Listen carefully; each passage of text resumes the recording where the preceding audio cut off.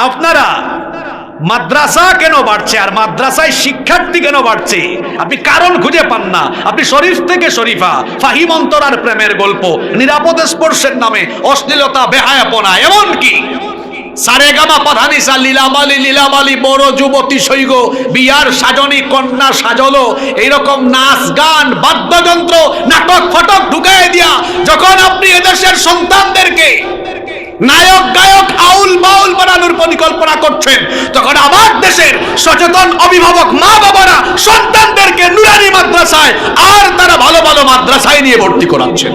আমাদের দেশের মুসলমান অভিভাবকরা, মা বাবারা হাই হেই হ্যালো সন্তানরা বলুক এটা চান না।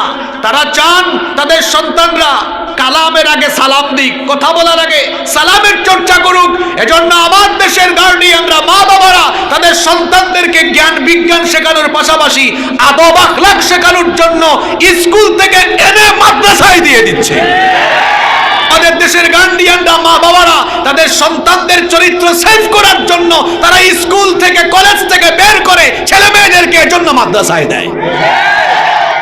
কোরআন আগে না বিজ্ঞান আগে? আমরা সন্তানকে শিখাবো কি আগে? আরো জোরে বলেন।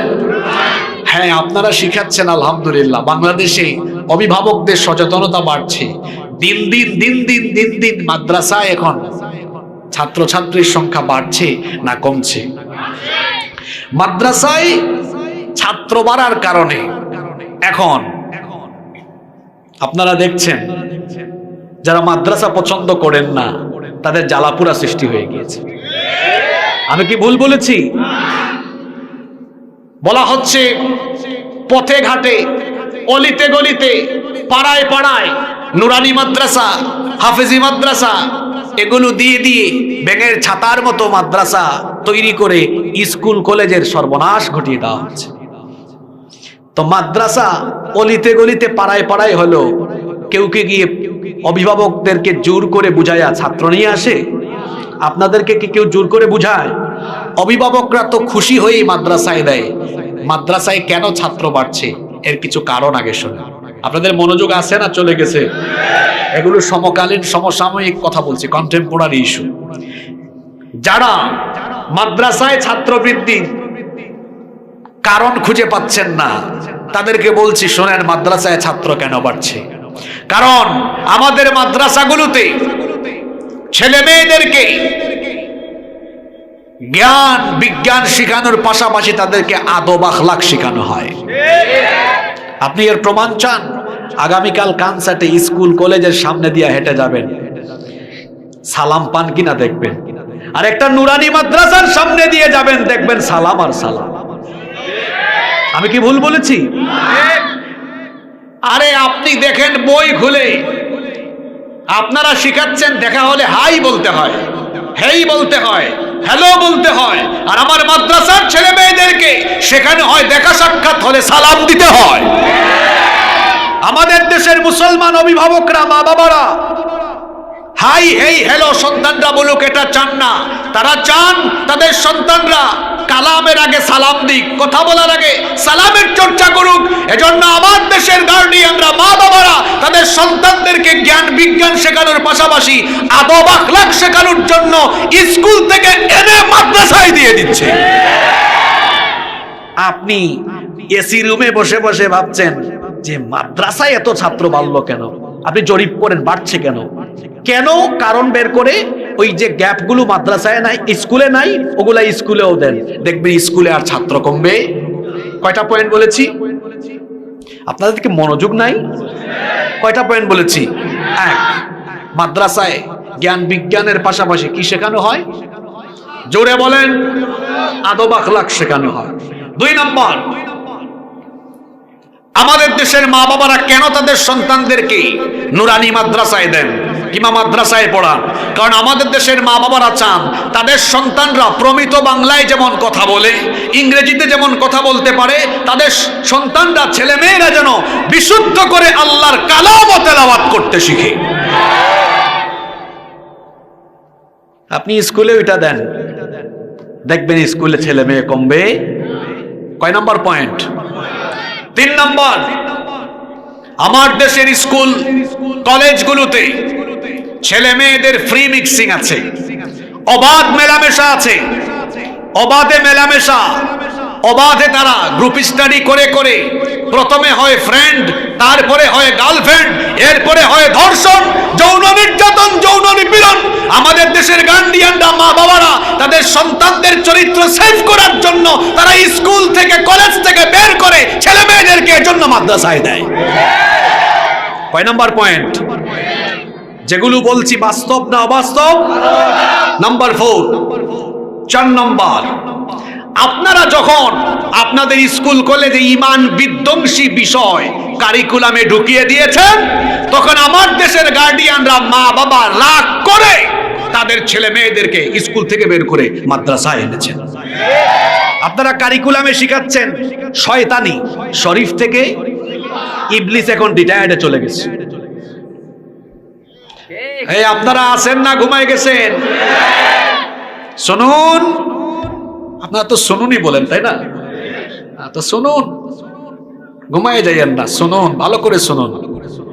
শরীফ থেকে, আরে বাপ রে বাপ। আচ্ছা বলেন তো, কণ্ঠ ছেলেদের মতো, মাথা থেকে পা পর্যন্ত যন্ত্রাংশ, যন্ত্রপাতিও সব ছেলেদের, দাড়ি উঠে গোঁফ ওঠে, সে যদি হঠাৎ করে বলে আমি দেখতে ছেলে হলেও মনে মনে আমি নারী, এটা কি মেনে নিবেন আপনারা? এটা মেনে নিলে ব্যক্তি, পরিবার, সমাজ, রাষ্ট্র, কোথাও কি কোনো শৃঙ্খলা থাকবে? আপনারা যারা ট্রান্সজেন্ডারের মতো বিষাক্ত এই বিষয়টাকে, এই টপিকটাকে পাঠ্য বইয়ে ঢুকাই দিলেন, আপনাদের বিবেকে কি পছন্দ হলো কিনা আমি জানি না। এই যে 6-7-এ একটা ছেলে বা মেয়ে একটু যদি পড়ে, সে ইন্টারমিডিয়েটে গেল, এই যে আজকে রাজশাহী ইউনিভার্সিটিতে অ্যাডমিশন টেস্ট হচ্ছে, ইউনিভার্সিটিতে চান্স পেল, চান্স পাওয়ার পরে দূর থেকে যে সকল ছেলেমেয়েরা ভার্সিটিতে চান্স পায়, তারা ইউনিভার্সিটির হলে থাকার জন্য আবেদন করে।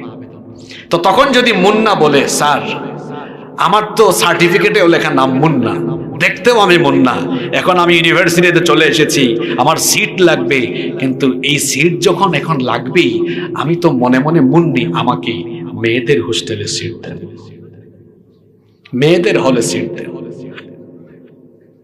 মুরগি, শেয়াল মুরগির খামারের পাশে গিয়ে বলছে, দেখো আমি দেখতে শেয়ালের মতোই, কিন্তু মনে মনে আমি মুরগি। মুরগির যদি দয়ামায়া হয় আর মুরগি যদি শেয়ালকে তাদের সাথে থাকার জন্য সুযোগ দেয়, বলেন তো সকালবেলা কি মুরগির খামারে একটা মুরগিও থাকবে? শেয়াল মনে মনে মুরগি হয়ে মুরগির খামারে ঢুকলে মুরগির যে পরিণতি হবে, মুন্না মনে মনে মুন্নি হয়ে মেয়েদের হলে হোস্টেলে ঢুকলে মেয়েদের পরিস্থিতিও তাই হবে। অলরেডি শুরু হয়ে গিয়েছে। কয়েক সপ্তাহ আগে চ্যানেল 24, এটিএন নিউজ সহ বিভিন্ন নিউজে দেখিয়েছে, ঢাকার এক গার্লস স্কুল বা কলেজে এক ছেলে বুরখা পরে ঢুকে মেয়েদের ভিতরে ঢুকে মেয়েদেরকে ডিস্টার্ব করেছে। আপনারা দেখছেন কিনা ভিডিওটা? জি বুঝি নাই, কানসার্টও হয়েছে ঘটনা। শরীফ থেকে শরীফে এখন বইয়ের পাতায় নাই, এখন অ্যাপ্লিকেশন শুরু হয়েছে। ওই যে হুচিমিন ইসলাম বগুড়া, হুচিমিনের কথা কে জানেন? হাত তোলেন তো আপনারা। ঠিক আছে, আজকে যেহেতু জানেন না আমি এটা বলবো না, গুগল শরীফে, ইউটিউব শরীফে সার্চ করবেন আজকে বাড়ি যাইয়া, যে হুজুর যে বলছে হুচিমিন, হুচিমিন এটা কে, তখন বুঝে ফেলবেন আপনি। দেখছেন নাকি কেউ এখানে? না, আমি বললে আমার টপিক আরো অনেকগুলা বাকি, তো আমার সব বলতে হবে কথা আজকে। এরপরে আসুন, আমি বলছি, মনে মনে যদি কোনো ছেলে মেয়ে হয়ে যায়, তার বাবাকে যদি সে বলে আব্বু আমি তো মনে মনে মেয়ে, আমারে বিয়ে দেন, এখন তারে যদি আরেকটা ছেলের সাথে বিয়ে দেওয়া হয়, বাসর ঘরে গিয়া দেখা যাবে দুটাই তো এক জাত, বাসর হবে কেন? ঝামেলা আছে না নাই? তারপরে আপনার মেয়ে মুন্নি আপনাকে যদি বলে আব্বু এত বছর আমি মুন্নি ছিলাম, এখন আপনি সম্পদ বন্টন করবেন, এখন মনে মনে আমি মুন্না, তো মাওয়ারিস আর ফারাইজের বন্টনে লিযযাকারি মিসলু হাদ্দিল উনসায়াইনের এখন বন্টন কিভাবে হবে? সব জায়গায় পেশ আছে না নাই?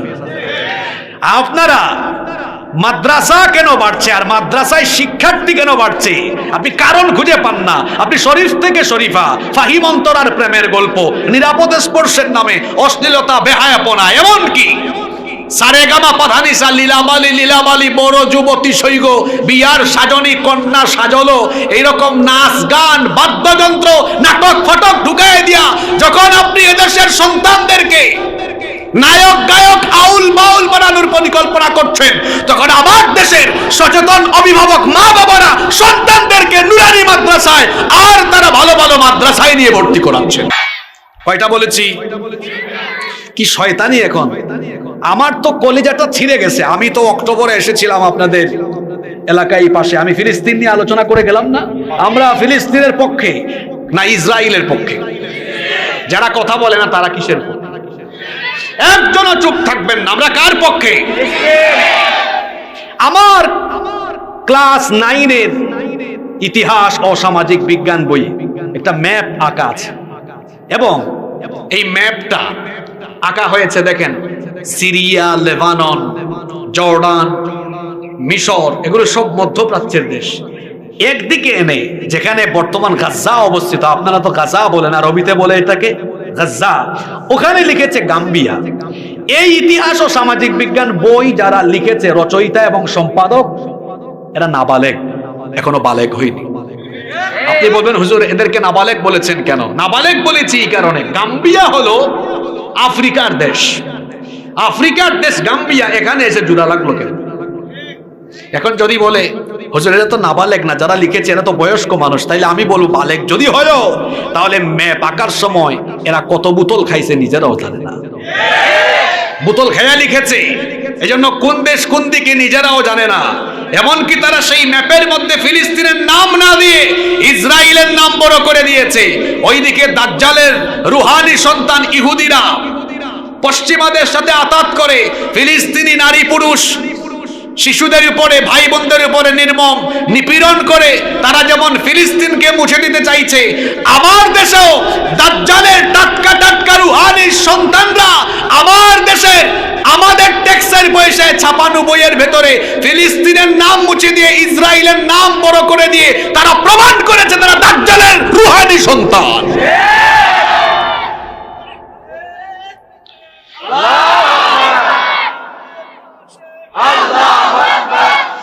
পাঠ্য বই নিয়ে আমার দীর্ঘ বক্তব্য ইউটিউবে আছে, এ বিষয়ে আমি কথা বলতে চাই না।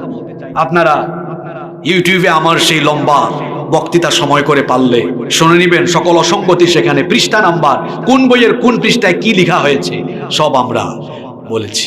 সবচেয়ে মজার বিষয় হলো কি জানেন, যখন এই শরীফ শরীফা পড়াইয়া সামনে হাফ ইয়ার পরীক্ষা চলে আসতেছে, এটা নিয়ে যখন জাতিকে সচেতন করা দরকার ছিল বেশি, ঠিক সেই সময়ে আমাদের দেশের আলেমরা এখন তর্ক বিতর্ক, দলাদলি এবং নিজেদের মধ্যে পারস্পরিক কাদা ছোড়াছুড়ি করছে। আপনারা আছেন না ঘুমাই গেছেন? মেয়ারে হক, সত্যের মাপকাঠি, এটা 1 শতাব্দী আগের পুরানো বিষয়। ওই জামানার সমসাময়িক ব্যক্তিবর্গ তাদের জামানার সমসাময়িকদের সাথে তারা এগুলো নিয়ে কথাবার্তা বলেছেন, কথাবার্তা বন্ধ হয়ে গিয়েছিল। হঠাৎ করে 1 শতাব্দী পরে আবার যখন এই বাংলাদেশে কওমি আলিয়া দুই গ্রুপের উলামাদের মধ্যে দেখা যাচ্ছিল দূরত্ব কমে গিয়ে সম্পর্ক বাড়ছে, আলেম উলামাদের মধ্যে ঐক্যের পথ তৈরি হচ্ছে, হঠাৎ করে 1 শতাব্দী পরে আবার এই সকল বিষয়গুলো সামনে এনে আলেম উলামাদের মধ্যে ফাটল সৃষ্টির অপপ্রয়াস চলছে। আমরা অত বড় আলিম নই, খুবই ক্ষুদ্র একজন মানুষ। আমি নিজে কোরআনের একজন ছাত্র, কিন্তু মাদ্রাসায় বিশ্ববিদ্যালয়ে তাফসীর নিয়ে পড়াশোনা করেছি।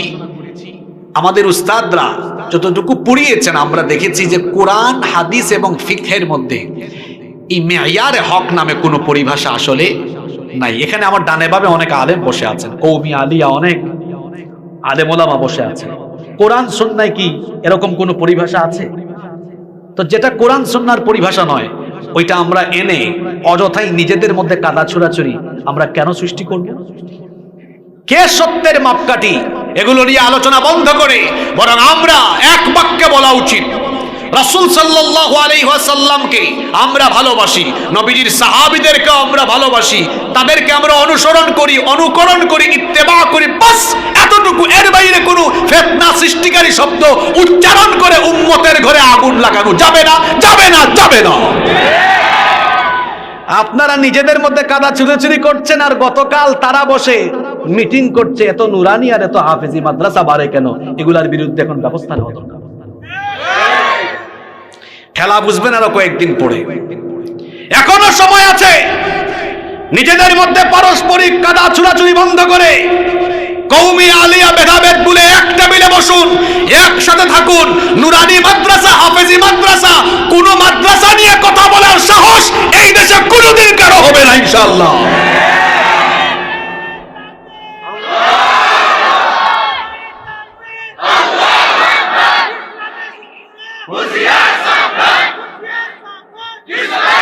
না, ইসলামের শত্রুরা সাবধান হওয়ার আগে আমাদের হুজুরদের সচেতন হওয়া দরকার।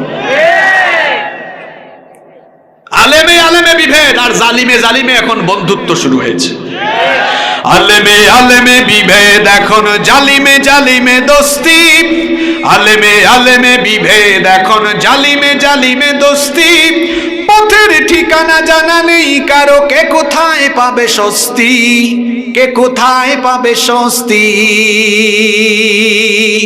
আমরা হুজুররা কোথায় পড়ে আছে শোনেন। সালাতে দুহাত কোথায় বাঁধবে, নাভির উপরে বুকে। তা আপনাদের এই অঞ্চলে বেশি। সালাতে দুহাত কোথায় বাঁধবে, নাভির উপরে বুকে। আমিন বলবে চুপিসারে নাকি সজোরে আওয়াজ ফুকে। ছোট আরো ছোট বিষয় নিয়েও চলছে ভীষণ দ্বন্দ্ব। সব দল ভাবে আমরাই ভালো, অন্যরা কালো মন্দ। ফরজ নিয়ে তো মারামারি নেই, নফলে সফল ডুব। ফরজ নিয়ে তো মারামারি নেই, নফলে সফল ডুব। টুপির আকার আকৃতি নিয়ে গবেষণা হয় খুব। যখন আমরা এগুলো নিয়ে আছি, এই সুযোগে আব্রাহা দেখো হাকিয়ে বেড়ায় হস্তি। এটা রূপক কথা।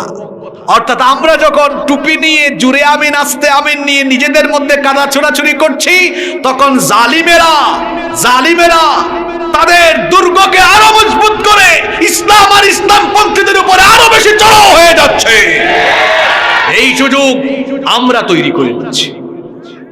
খেতির নেশায় আলেমের মন ব্যস্ত, ভীষণ ব্যস্ত।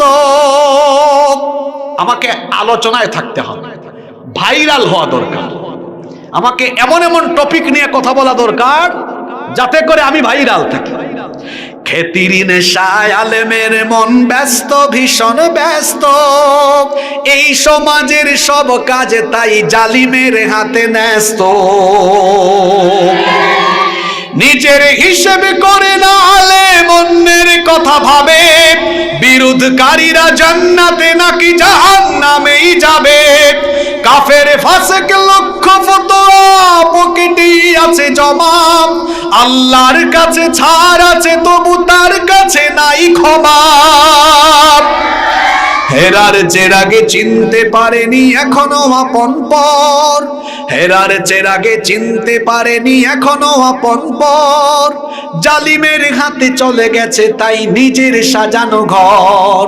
সালতানাতের মিনার হারিয়ে আশ্রয় তার বস্তি। আলেমেরা সালতানাতের মিনার হারিয়ে এখন বস্তিতে যেমন মানুষ ঘোরাফেরা করে, আলেমদের পরিণতি এখন তাই হয়েছে। গানে গানে সব সত্য কথাগুলো বলে দিয়েছি।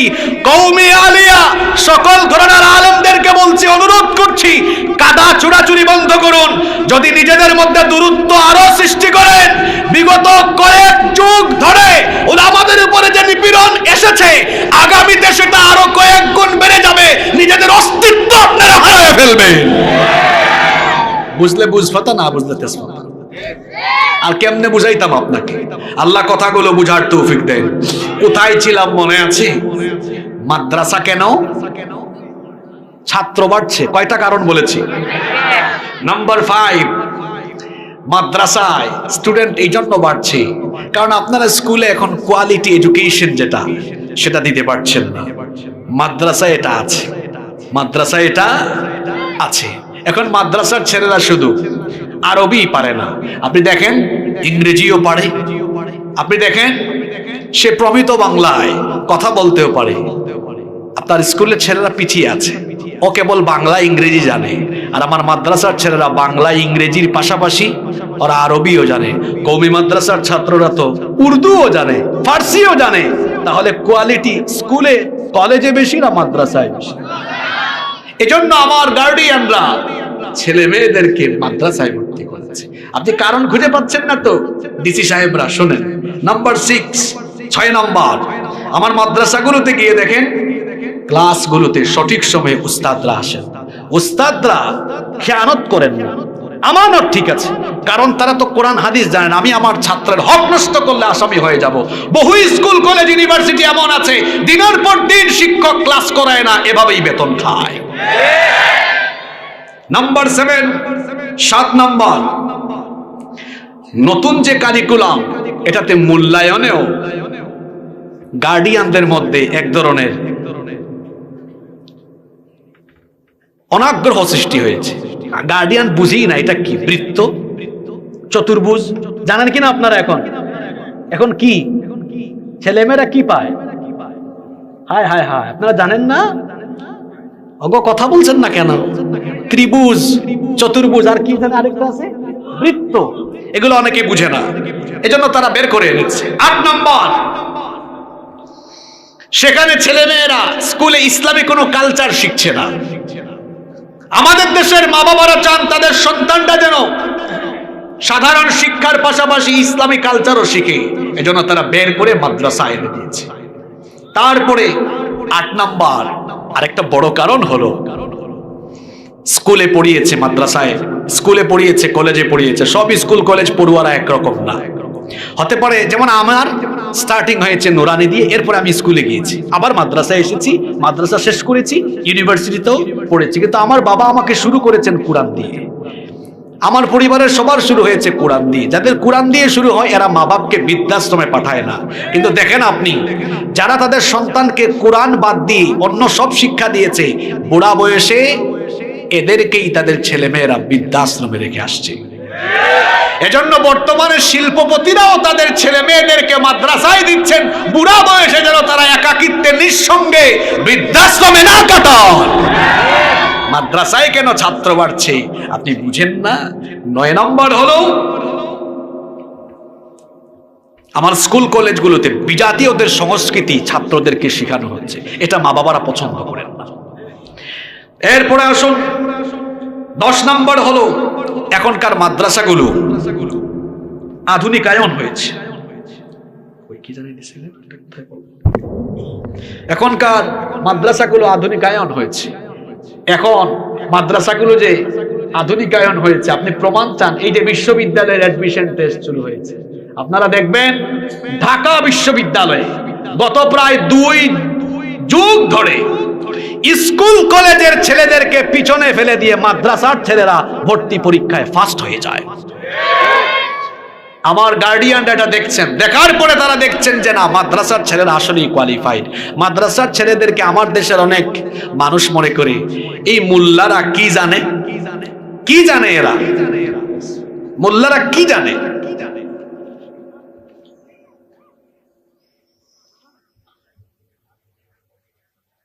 আচ্ছা আমি বলবো এটা ইনশাআল্লাহ। কোথায় ছিলাম যেন, কি বলছিলাম? আমার দেশের অনেকে দাড়ি টুপি দেখলি, পাঞ্জাবি দেখলি মনে করে এরা কি জানে। 4-5 পাতা ইংরেজি, 6-7 পাতা বিজ্ঞান পড়ে মাদ্রাসার ছেলেদেরকে বলে মাদ্রাসার ছেলেরা কি জানে। এই মাদ্রাসায় কারা কারা পড়ো হাত তোলো, এখানে যারা ছাত্র হাত নামাও। তোমরা ভালো করে শোনো, কোনোদিন হীনমান্যতায় তোমরা ভুগবা না, কোনোদিন হীনমান্যতায় তোমরা ভুগবা না। আল্লাহ তাআলা তোমাদেরকে বাছাই করেছেন, পছন্দ করেছেন বলে তুমি কোরআন হাদিসের ছাত্র হতে পেরেছো। যারা বলে এরা কি জানে, তা আমার দিকে তাকান, বলছি এরা কি জানে। আমার হাতে কি? জোরে বলেন। কয় পারা? এই 30 পারা একদম স্টার্টিং থেকে ইন্ডিং, মিনাল বিদায়া ইলা নিহায়া, শুরু থেকে শেষ পর্যন্ত মুখস্থ আছে, এরকম লক্ষ লক্ষ হাফেজ আমার দেশে নাই। বয়স কত? কত বছর? ওকে, 10-12 বছর। বিশ্ববিদ্যালয়ে পড়ে একটা ছেলেকে আনেন, তারে বলেন, এই ছেলে, তোমার ক্লাসের যতগুলা বই আছে সব বই লাগবে না, তোমার ক্লাসের যে কোনো একটা বই প্রথম পৃষ্ঠা থেকে শেষ পৃষ্ঠা পর্যন্ত মুখস্থ শোনাও। তার 14 গোষ্ঠী মিলে পারবে? জোরে বলেন। আপনাদের কনসার্টের 10 বছরের বাচ্চা হাফেজকে বলেন, বাবা তুমি পারবা? সে বলবে, আপনি প্রথম তারাবিতে আসিয়েন, আমি দাঁড়াবো, 27তম তারাবিতে আমি শেষ করে ফেলব। সুবহানাল্লাহ কইতে মন চায় না আপনাদের? সুবহানাল্লাহ কইতে মন চায় না আপনাদের? সুতরাং আমার দেশে যারা মাদ্রাসার ছেলেদেরকে অবহেলা করেন, তাদেরকে বলছি, যারা এই 30 পারার 114টা সূরা সিনার ভেতরে রেখেছে, এদের ভিতরে মেধা আছে, জ্ঞান আছে, এরা চাইলে, শুধু চাইলে না, এরা এটা করছেও এখন। আপনাদের 6-7 পাতা ইংরেজি, 8-9 পাতা বিজ্ঞান চাবায়া চুবায়া খায়া সিনার ভেতরে গেঁথে ফেলতে পারে। মাদ্রাসায় ছাত্র বাড়ছে কেন? এদেশের মাদ্রাসাগুলো ইসলামী শিক্ষার বুনিয়াদি প্রাণ কেন্দ্র। এই মাদ্রাসাগুলো নিয়ে যদি কোন ধরনের কোন ষড়যন্ত্র হয়, আমরা আগে থেকে সাবধান করছি। আমরা আলেমরা কাদা ছুড়াছুড়ি করি ঠিক, কিন্তু মাদ্রাসায় হাত দিয়ে দেখেন, সমস্ত টাকা চুরাচুরি বন্ধ করে কওমি, আলিয়া, হেফাজত, চরমুনাই, জামাত, যত দলের আলেম ওলামা আছে, এক টেবিলে বসে আমরা ঐক্যবদ্ধ হুঙ্কার মারব। এদেশের মাদ্রাসা নিয়ে কোন রকম ষড়যন্ত্র হলে সকল দল মতের আলেম ওলামা এবং এই দেশের তাওহীদবাদী মুসলমানরা এটা কখনোই বরদাস্ত করবে না, বরদাস্ত করবে না, বরদাস্ত করবে না।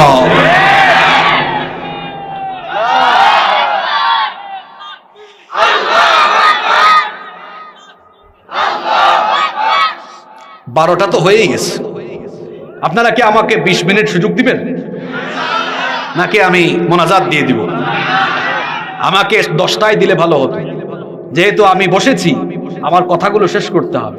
আমাকে কি আপনারা 20 থেকে সর্বোচ্চ 25 মিনিট সময় দিবেন? সবাই থাকবেন তো? তাহলে জান, আমিও আমার নিয়ম ভাঙিয়ে ফেললাম। আমি আসলে 12টার পরে কথা বলি না। আজকে আপনাদের আগ্রহ দেখে আমি কথা বলবো। আসলে আমি কথা বলতে পারবো জানতাম না। আমি এসে এত আদা খাইছি মেম্বার সাহেবের করে, এত ঠান্ডা লাগছে চেয়ারম্যান সাহেব, ঠান্ডা গরম। এখন এমন একটা দিন আসছে, কিছুক্ষণ লাগে গরম, কিছুক্ষণ ঠান্ডা লাগে, আমার গলা হয়ে গেছে শেষ। কিন্তু চাঁপাইনবাবগঞ্জে আইসা আপনারা আম খায়া খায়া তাজা হয়েছেন তো, আপনাদেরকে দেখার পরে আমার ভিতরে এনার্জি চলে আসছে, আলহামদুলিল্লাহ। গত মাহফিলে তো কে একজন আম নিয়ে আসছিল, আজকে কি আম নিয়ে আসছে নাকি? কে আম আনছে? কোথায় আম? এটা কি হাদিয়া দিতে আনছে নাকি আপনাদেরকে দিছে? হাদিয়া না? মাশাআল্লাহ বলেন। অক্টোবরে কনসার্টে এসেছিলাম, আম হাদিয়া দিয়েছে। ওই দিন দিছে 2টা, আজকে দিছে 4টা। তার মানে আগামী বছর আল্লাহ বাঁচিয়ে রাখলে আসলে দিবে 8টা। নাকি দিবেন না? আচ্ছা, আপনারা আসলে আমের মতোই মজা। আম যেমন মজা, আপনারা খুব মজা করে কথা বলেন, এত সুন্দর করে আপনারা কথা বলেন। আপনারা যখন কথা বলেন আমরা তাকায় থাকি, খুব ভালো লাগে। আপনাদের ভাষা যেমন সুন্দর, আপনাদের মনও তেমন সুন্দর। আল্লাহ আপনাদেরকে দ্বীনের জন্য সুন্দরভাবে কবুল করেন।